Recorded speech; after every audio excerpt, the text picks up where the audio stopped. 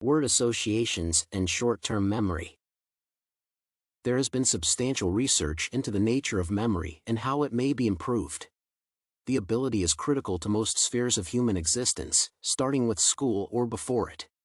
It is invaluable in both professional and casual environments, and, in recognition of this importance, many people have tried to understand how it works and how its functioning may be improved. However, as with many topics surrounding the human brain and psyche, the topic remains poorly explored. It is characterized by extreme complexity and unclear mechanisms, and this state of affairs is unlikely to change until substantial advances in neuroscience have been achieved. With that said, it is still possible to make inferences about memory based on experimentation without understanding the underlying mechanisms. This paper, in particular, will focus on word associations and their relationship with short-term memory.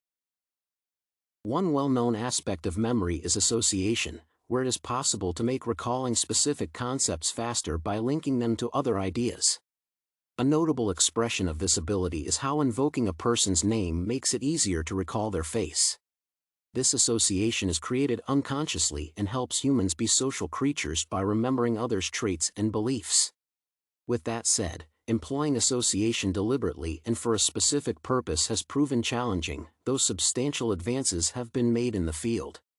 Mnemonics are a prominent example of success in the field, able to help the person remember specific terms better using an acronym or acrostic.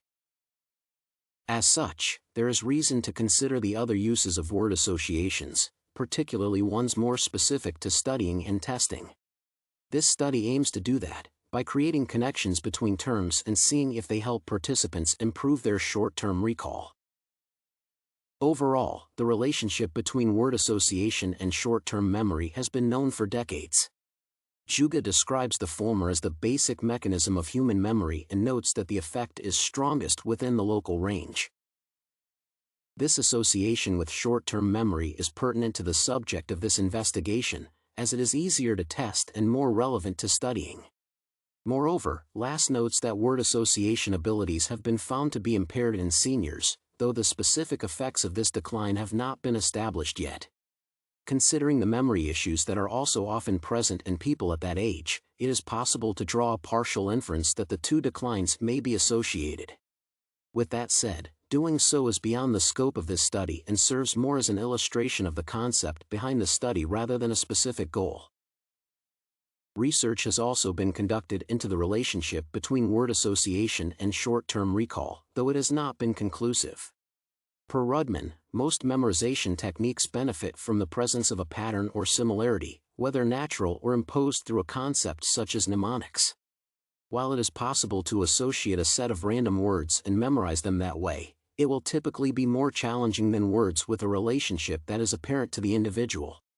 Chalmers and Humphreys support this assertion, noting that the effectiveness of a word association approach depends strongly on the individual as well as the cues that are given. The difficulty of differentiating between different words in the list also changes based on those cues. Hence, research into what approaches promote memorization in different contexts is warranted.